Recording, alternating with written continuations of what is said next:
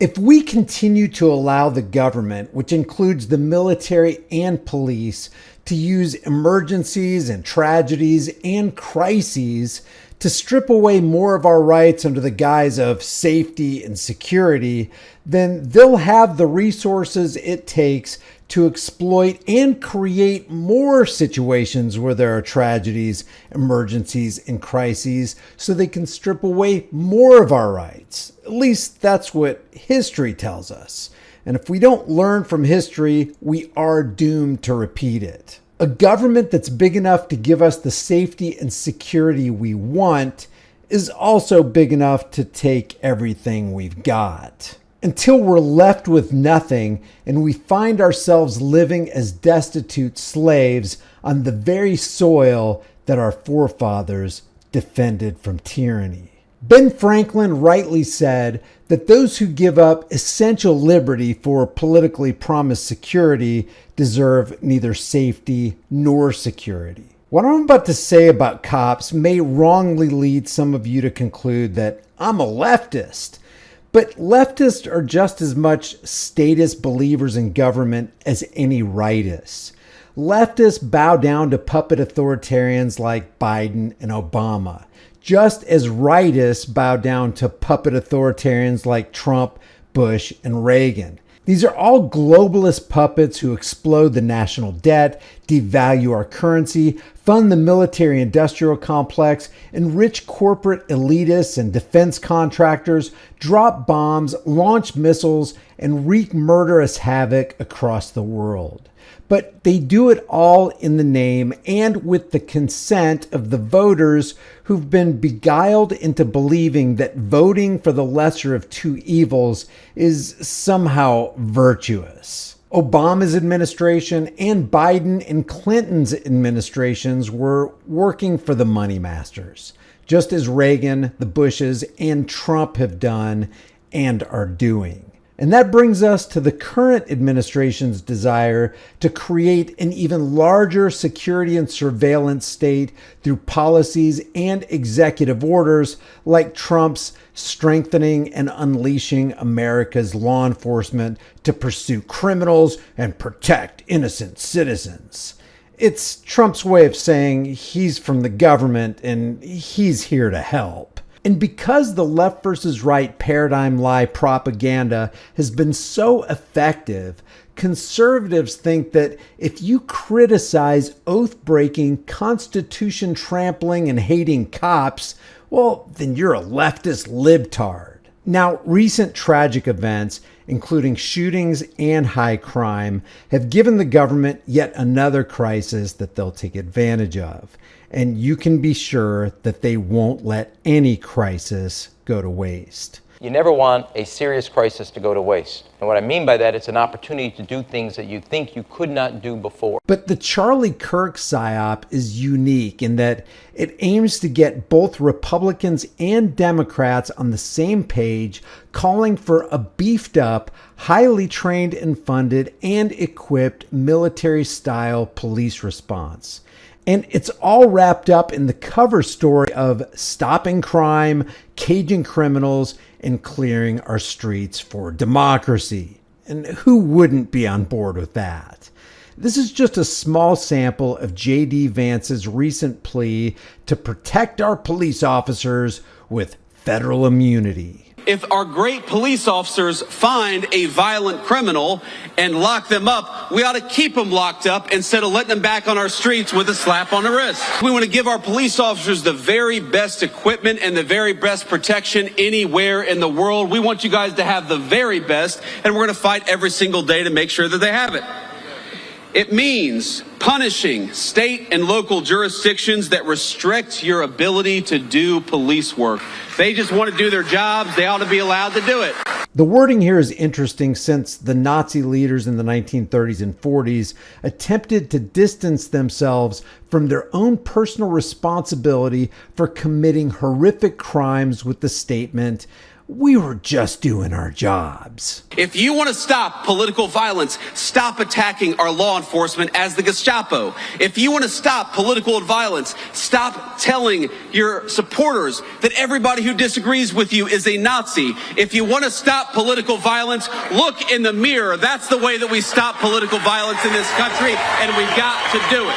Yeah, but what if today's American law enforcement, some of whom are trained by the IDF, are actually acting as modern-day Gestapo and Nazis? Will we be targeted by their police technology and caged for being dissenters against an evil regime? Our police officers are heroes, that they are public servants, and that the first and most important step of keeping all of us safe is to keep our police officers safe, because they are the thin blue line between civilization and chaos. Thank you all. This thin blue line imagery is a dividing line. But the thin blue line flag, along with its Punisher culture and symbolism, isn't the line between civilization and chaos. It's the line between freedom and a tyrannical police state, which brings the chaos. It just happens too much. Our police officers being assaulted, our police officers being attacked. You have these crazy attacks where you have a cop in a squad car who's enjoying their lunch break, and somebody comes up and summarily executes them before the cop even had a chance. It happens way too much, and it happens because too many of our political leaders have encouraged it. You actually don't hear of that many attacks on police nearly as often as you hear of daily attacks by police on people who aren't really committing crimes. Police officials deprive Americans of their rights under the color of law every single minute of every single day. Under the color of corporate traffic laws, drug laws, immigration laws. The more the laws, the less the freedom in that country. And the more corrupt the state, the more numerous the laws. And the United States has a federal registry filled with tens of thousands of laws. There was a big bill that was going around, and it was basically that we were going to try to eliminate qualified immunity from police officers. One of the most disgraceful and worst ideas that I've ever seen. In other words, that we were going to make it easy for criminals to sue police officers for doing their job.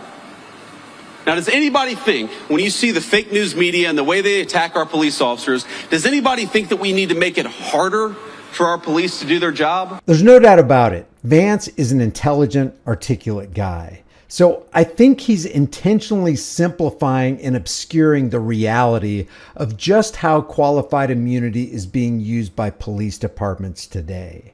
While it may have initially started off attempting to protect cops from frivolous lawsuits while making mistakes on their patrol, qualified immunity now engages in laying cover for clearly corrupt cops who seem to be going out of their way to violate our constitutional rights. And JD knows this, but he still wants to empower and fund today's law enforcement. We've got a crew of violent radicals in the United States of America who think we ought to make it harder for police to keep us safe than easier for police to keep us safe. I'd like every single Democrat starting today, and every Republican too, while we're at it, to say that we are going to defeat these efforts to strip immunity from our police officers. We're going to make it easier for them to do their job, not harder for them to do their job. Let's fight for it every single day. We do have a crew of violent radicals and gang members in the United States of America who are making it more and more difficult to live in peace in this country. This gang has colors, logos, badges, uniforms, and guns. It's the Thin Blue Line gang that is radicalized against the Bill of Rights and against all Americans, under the color of protecting you from the drug cartels and fentanyl. You got to understand, because of his close relationship with Peter Teal, J.D. Vance is a direct pipeline for expanding the U.S. surveillance state and national security apparatus under Trump. J.D. Vance's political and professional ascent is entirely owned to Peter Teal, who has positioned him as a vehicle for unprecedented influence over policy on privacy, data, and military tech. This alliance should deeply concern every American who cares about freedom, privacy, and reining in the surveillance state. Peter Teal, who's one of the PayPal mafia's most notable players, plays a major role in privatizing and amplifying government spying tools through Palantir, not to mention his predictive policing technology. As these guys behind me know, and a few of our police officers know, police officers writ large face too many threats of violence all across the United States of America. And we know where it started. We all remember the summer of 2020 when all of these violent protesters were encouraged to treat police as the enemy instead of as the solution. You'd take 1,000 police officers, you'd find one person who didn't do something perfect and use that one guy to tarnish the other 999 police officers. How do we make people safer in their communities? How do we make it easier for a young family to walk down the street in security and comfort? What makes Vance especially dangerous is that after meeting Teal at a 2011 Yale Law School talk, J.D. Vance joined Teal's venture capital firm, Mithra Capital, in 2017. Teal later hired Vance as a partner at Narya Capital, which is another Teal-backed fund. Peter Teal donated $15 million to Vance's 2022 Ohio Senate campaign. That was the largest single donation in U.S. Senate history, enabling Vance to propel into office. Post-election, Peter Teal and his allies funneled millions more into the Trump-Vance campaign via super PACs like America PAC. Vance's 180-degree shift from Trump critic to loyalist mirrors Teal's strategic pivot toward Trump-aligned candidates, with Vance serving as Teal's proxy in the Senate on issues like tech regulation and crypto. Whitney Webb remarked that Peter Teal is the CIA-linked architect of key aspects of the technocratic surveillance state, and Vance as his protege who will embed these priorities in the executive branch. We are living in some dark and deceptive times, and these technocratically funded and backed political parasites are not here for our good. They are in the big club that you and I are not a part of, so they can serve their banking and corporate masters. Never forget that. Leave your thoughts about this for the world and the global thought police in the comments section below. If you want to support this channel, you can do it for free. Just like this video right now, share it with everybody you know, because there's a lot of people that do not know this information, and they don't know what Palantir is. They've never heard of Peter Teal. They don't know who J.D. Vance and Donald Trump and Barack Obama and Joe Biden really represent. So we need to get the information out there. If you want, subscribe to this channel, hit the bell notification icon. Remember, freedom is scary, it's dangerous, it's unpredictable. But the thing more dangerous, scary, and unpredictable is not having freedom. And these bozos want to take the rest of that freedom away. I'll see you in the next video.